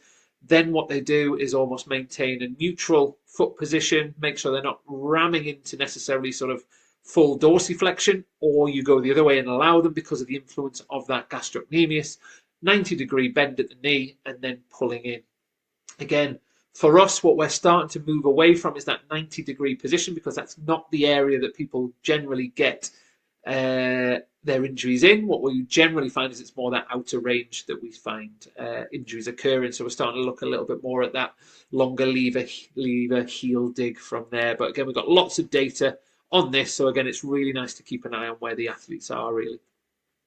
This is generally how they set up for it. So again, you can sort of see in the gym that we're in, what we've got is the athlete lying prone, knee at 90, foot either in a nice sort of almost plantigrade position, or allow them to go into dorsiflexion, depending on what you allow. And then they're doing a maximal contraction again, build it up from a 25% into a 50%, into a 75%, and then do a final 100%. So you're doing sort of a 3-second hold, maybe sort of a 30-second rest in between, up to 50, another 30-second rest, 75. And then what you're doing is maximally contracting and using that score. And we're going to get the relative peak force and the peak force out of that. So this is just what it looks like. Again, sort of live, little feed in, 3, 2, 1, maximally contract. And then basically that's going to give us that nice score from there. This is the live information that the Remaker app gives us, which is really nice. So again, you can visually see where the athlete's at, as well as potentially monitoring and getting us tons of data on the back of that. So as soon as this is being performed, again, we get a really nice little load of metrics to relate to what's going on. And again, this is something that we've done as part of the screening when they come in every other week to get some nice scores. So score, counts them in, they maximally contract. These guys are using a foam roller just for comfort. And again, this is how it would look in a live scenario. 2, 1, yep. And relax. So yeah, so you get a really nice little indicator, live numbers, and then basically you just jot them down, put them into a little spreadsheet and go from there. This is what the sort of data entry will look like. And again, it will give us some really nice scores straight away. So you can see we're looking for a nice LSI level. As soon as that gets above sort of 10%, really, we need to start paying a little bit more attention, work out why. Is it tight? Is there something else that's going on? Is there anything deficit-wise that's happening within there? Now, a lot of the tests that we've done there are closed chain exercises, but it's actually also, from a functional perspective, more likely that muscle groups are going to work in unison, and they may well be in an open chain position. So these are, again, some of the tests that you might find useful. Again, things that we're exploring at the moment that maybe are a little bit more sensitive to some of the changes, because you're going to get a bit more glute and hamstring involved with something like an open chain hamstring test with that knee at 30. And I'll just show you what that'll look like. Push, push, push, push, push, push, push, push. Rest. 3, 2, 1. And push, push, push, push, push, push, push, push, push, push, push. Rest. 3, 2, 1. Push, push, push, push, push, push, push, push, push, push, push. And again, so the test is giving some nice cues related to sort of almost encouraging that athlete. Again, we're not giving the same amount of time in between repetitions, so there might well be a little bit more fatigue. It's going to be quicker to get the athletes through the system with that. And then again, if we compare that to something like the quad, so instead of the pull down, what we've got is that push. Push, push, push, push, push, push. Little options that you might find as well. Push, push, push, push, push, push, push, push, push, push, push. Getting them prone. 2, 1. Push, push, push, push, driving down towards the floor as hard as they possibly can. Again, it's going to get more hip flexor. It's going to get more quad involved. Push, push, push, push, push, push. Rest. 3, 2, 1. Push, push, push, push, push, push, push, push, push. rest. 3, 2, 1. Push, push, push, push, push, push, push, push, push, push, push, and relax. And again, this is a really nice little piece of kit that gives you the data immediately. So again, that individual can see straight away visually exactly where they sit on that using something like strength by numbers. This is just something that, again, we check as part of everybody. I think this is something that, particularly if people have had operations or they've been in competition or they've had training blocks, sometimes if they've got grumbly meniscus or they've had previous surgery or they're maybe sort of scuffing up their joint surfaces a little bit, what they might find is that they lose a little bit of that knee extension. Now, there might be reasons for that. As I mentioned just beforehand, you might have an effused knee, which is potentially sort of reducing that range. That might well block their flexion as well. How are you going to deal with that is something that you need to manage in-house. Are you going to change their training load, the way that they train that day, that week? Are you going to have to reduce their load? Or can you get away with sort of reducing that swelling and getting them back in the mix? But this is a really useful and really essential thing to achieve with knees. Otherwise, what you'll start to get are secondary issues, I find, on the back of that. So achieving full extension is really important to get that full lockout, to get that quad firing as well as it possibly can. And what I generally do is cup underneath that heel, measure the distance in centimeters. Sometimes I'll use my fingers underneath there, which isn't particularly accurate. Ideally, you'll use something like a little measurer. How high can that knee go? By stabilizing just proximal to that knee and then lifting up from there. If there's a discrepancy, again, one side compared to the other, why is that? And how does that maybe compare to some of the other athletes that are sitting in that program? So that's something that we've really kind of put quite a bit of emphasis on. If there is discrepancies, again, we need to address it like anything from there.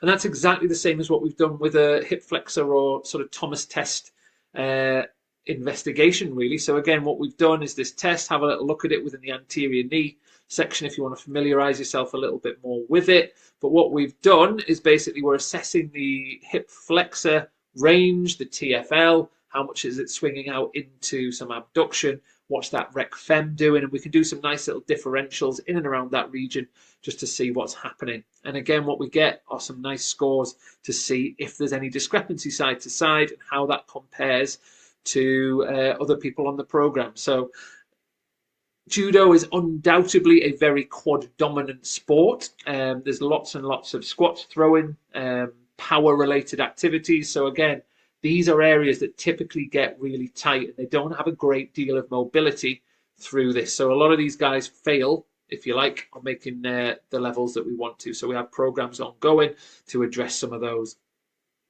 Now, again, there's other little tests that we can do. Something like the mid-thigh pull is quite a nice one. So we've got, again, an athlete standing on a set of force plates. They've got 1 foot on each force plate. They're then maximally contracting as hard as they possibly can, and all of that force is heading down into the plates. The bar can't move, so everything gets transferred down into there. Again, Vald has a really nice little protocol, which is the one that we generally follow. And again, you can do that from a double leg into a single leg position if you want to get some bias one side compared to the other. Again, we do this for a sort of a 5-second hold. You might decide to do it for 3. Whatever your protocol is, you can do. Now, this is just to highlight a little bit around sort of one of our athletes doing this to the absolute max. So it's to almost raise a little bit of caution when you're doing some of this maximal testing, because people can get pretty lightheaded and pretty dizzy. So have a little look at this. Let's go, come on, push, push, push. Come on! Come on! Drive, drive, drive, drive, drive, drive, drive! Alright? Jesus. Well, sit in that, you don't sit down. You alright? The worst thing is, right? Nothing. So he's absolutely fine. But yeah, when you are maximally contracting, particularly isometrically, you might well get people who are a little bit dizzy. So it's really good to have people nearby, just in case you get a bit lightheaded like this. So just worth bearing in mind, really. Other ways that you can check your quads, again, power-wise, again, if you want to get sort of a quick isometric score, this is a pretty nice little way to do it. So you're just going to have athletes sitting on a bench, hips 90, knees 90. You're going to have that remaker or a strain gauge attached onto something that's fixed, like that little bar that we saw with the hamstring equivalent, and then they're just going to maximally contract into knee extension. They're going to get a nice score. Same thing that's absolutely key is to engage first slightly and then maximally contract. So again, really, really useful to get that information from there. Now, it's just worth bearing in mind that you don't have to have ultra fancy kit to get lots of scores. So these sorts of things that you may well find in a gym environment, things like your incline leg press and your hack squat, are all things that you can use to add load and get some great metrics from. You've also got, from a knee perspective, that's a little bit more non-weight bearing, if you like. You've got your knee extension machine and your sort of hamstring curl machine that you can use. So again, you can sort of set that at a level, percentage of body weight, and see how many reps they can do, or look at the maximal 1 rep max they can do. We actually use 6 rep max scores and targets that we use because we feel that that's going to capture a fair bit of strength and isn't into the sort of high endurance levels as much. But you can, again, work your protocols however you wish, really. So setting that at a level, marking what they're at, like on one side in a single leg position, compare that to the other side. Other ways to sort of check things, again, from an endurance perspective, what you might want to do are some single leg squats. So I'd make a set height, percentage of that athlete's height. So they're going down to a set level.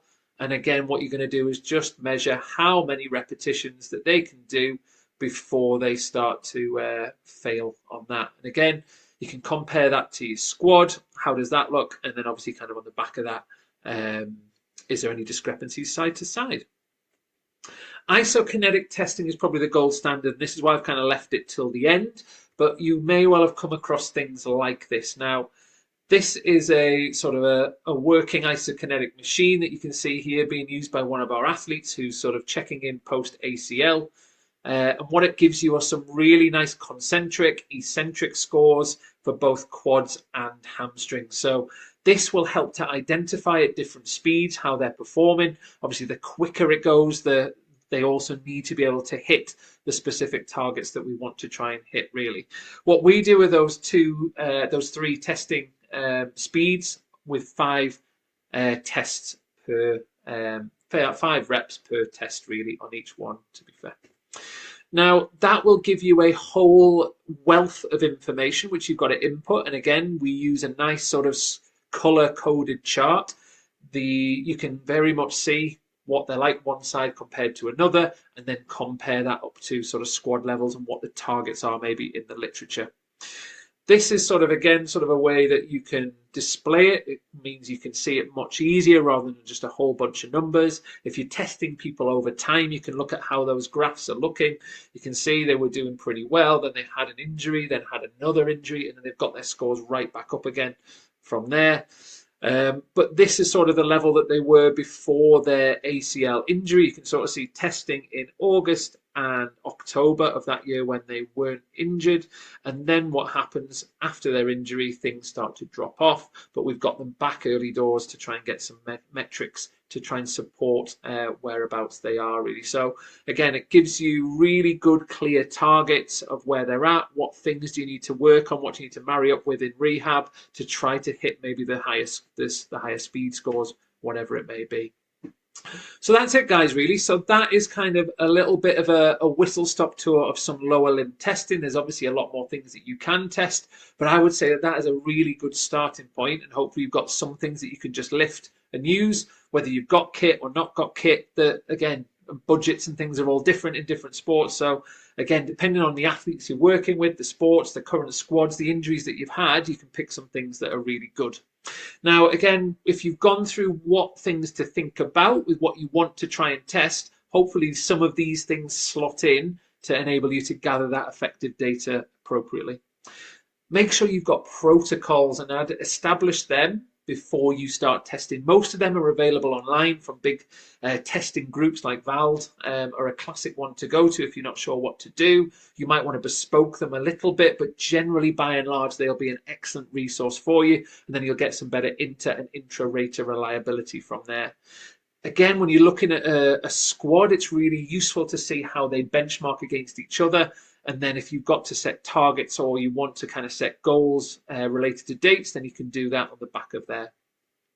And what I would say is on the back of every type of testing you do, the most important thing is that you do something with that data. So every action should have a reaction. Now, there's no point in just gathering data and then somebody goes and gets injured and you go, oh yeah, in hindsight, what we should have done is X, Y, Z. Be reactive. Do something which is going to help address whatever it is. If they're down on range of motion, actually maybe some manual therapy might help. If they're down on strength, maybe that's an area. If they're down on training load, you need to adapt their training load, even for a short period. It's a really useful way to try and keep them more available for more consistency. And that are the things that are going to lead to higher performance, really. So congratulations, that is this section done. What I would definitely recommend doing is, again, looking at sort of trunk and hip and probably that sort of lower limb proprioceptive and movement analysis and the qualities that come with that, because that'll help piece everything together. I'd love to hear from you. Please do tag me in things. So if you are having a testing day or you're finding that some of these are useful, tag me in things on Instagrams or wherever it may be. And if you want to get in touch, then my email is steve@growphysioacademy.com. But I hope you've enjoyed it. Hopefully that gives you plenty of food for thought. Hopefully you can use a lot of these things in your practice. I would say if you use more of these, you will find that you get more consistency, more athlete buy-in, and generally get better results. So good luck, guys, and I'll catch you soon. Hey, guys, well done for hanging in there after a long clinic or teaching day of any sorts. Now, I guess, has anyone got anything question-wise that anyone would like to fire at me at all? If you want to pop it in the chat group, you can. If you want to ask me and turn your mic on, then please do. But yeah, I'm more than happy to support you guys in any way that I can.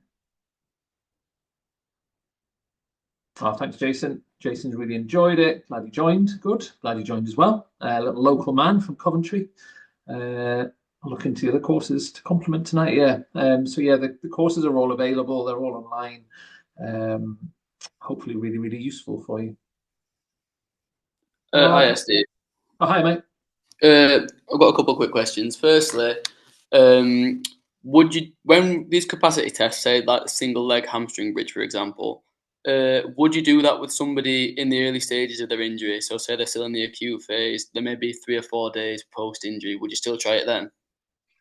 No. So if you are going to do a test, what I'd normally do is kind of weigh up the risk and reward factor to it. So if you are someone who's pretty acute and you do a maximal test with them, the likelihood is you haven't got the tissue capacity, the tissue kind of ability to tolerate some of those forces. So then what you're going to end up doing is just aggravating the problem. Now, with time, it does become a little bit more apparent with more experience of seeing more and more injuries of when you do it. But what I would do is just try and pick it timely where you're going to get value from the test. The idea of the test is not to just highlight that they're terrible at it, and obviously not to try and put them back or re-irritate the tissues. You want to do the testing when they can give it a reasonable shot and it's not going to set them back, really. So that depends on the stage that they're at. It depends whether, if we take a hamstring, really what you want to be able to do, I would say, is be able to hold a good static hold in all the ranges of motion before you then go into concentric and eccentric movements. And then once you can do that without any exacerbation and you can kind of knock out sets of probably 10, 15 reasonably well, then you might look at potentially doing a maximal test. But yeah, if you've got someone who's got pain, discomfort on contraction or doing the test and you get them to repeat that, all that's going to happen is you're probably going to either put them back quite considerably or certainly for a few days until you've let everything kind of calm back down again. So yeah, when you do a test, I would just say they need to have the capacity that they can give it a good go. But it will probably start to flag some issues. Some people are a bit tight after they've done maximal capacity testing. That's not too bad. But yeah, if they're very sore or they've got some inflammation, any reaction to that area, I'd say that you're probably overcooking it. And yeah, your risk outweighs the reward of doing it, really. Okay, thank you. And secondly, regarding the certificates, is that just via email? Yes. So what I'll do at the end of this is I'll ping you guys all the recording. So I'll put the recording on YouTube in a private link that only you guys have access to. And I'll send you that. And then what I'll do with that is put together the certificate. and then you guys can use that for your CPD records, put it in your portfolios, etc.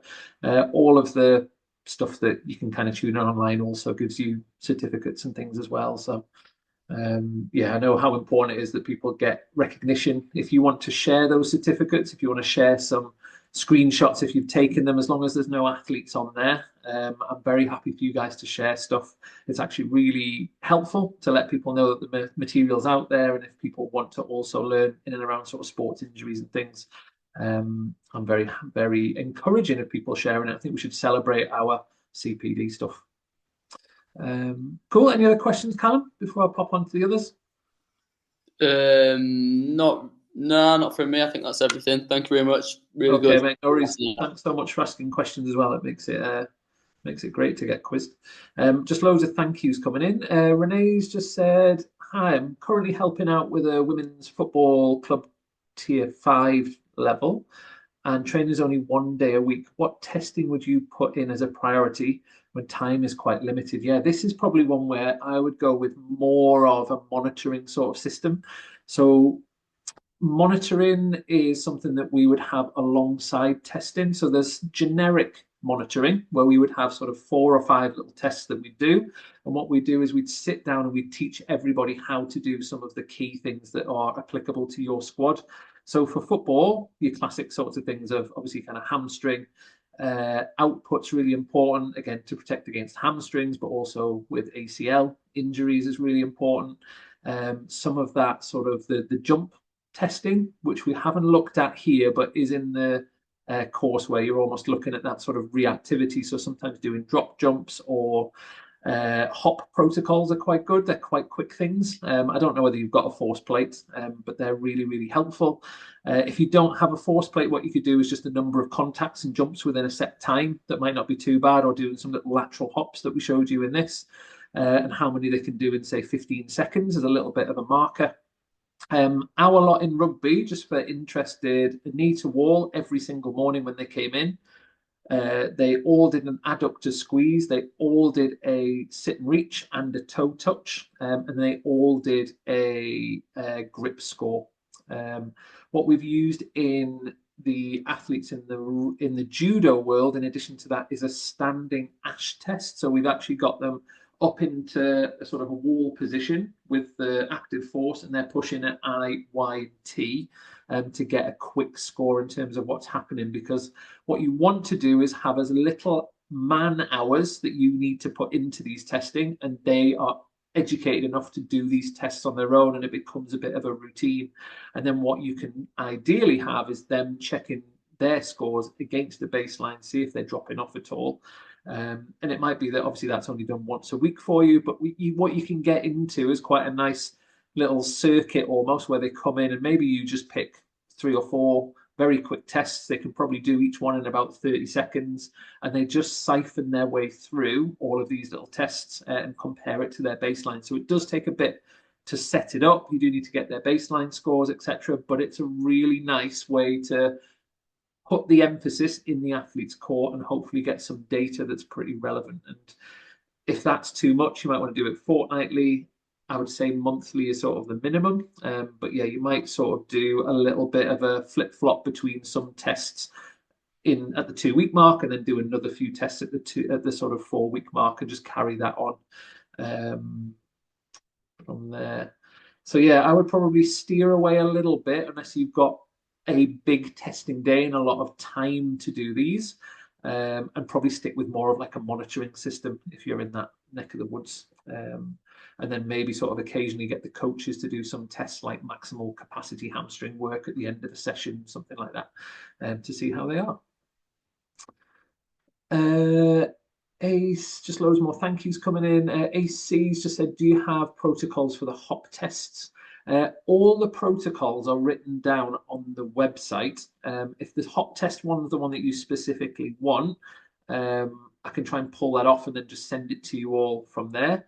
But there's a lot of protocols that are on there. But yeah, the easiest thing to do is probably just jump on the Grow Physio Academy, and then it'll have all of the protocols, and you can print them off or save them somewhere, so you've got consistency across all your staff, so you're all doing the same sort of thing the same way, so you get that nice repeatability, that nice consistency.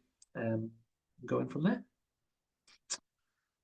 Grand, just loads of thank yous coming in. Has anyone got anything else that you guys want to ask at all? Jason, do you have a spreadsheet of all the tests that you can administer broken down into body area? We probably had them spread over various areas, to be honest. So what we used were boweled material would stay with the boweled stuff. We'd have the sort of remaker stuff in that remaker app. So it was a little bit messy. We do have a Excel spreadsheet that we use for every new induction fighter or athlete on the program. So that was something where we had that all in one Excel document. I can add that. I know you were quite keen on having a little look inside the academy anyway. I can probably add that Excel document there or ping it out. So then that's actually quite nice because it automatically will work out the LSI. So we had, the way it worked was we had 6 new trialists on trial at the same time to potentially come on program. And what we did were a battery of tests to work out where they were sitting physically in that realm. And then on the back of them being either accepted, they had work-ons. If they got rejected from there, these were the areas that they were potentially at vulnerable risk for. And then they could go away and work on those in the interim. And that might have been capacity, it might have been range of motion, might have been load, etc. But yeah, I'll try and fish that out for you. If I don't send it out, Jason, get in contact with me and let me know, and I'll try and ping it across to you. Cool. Anything else anyone wants to ask about?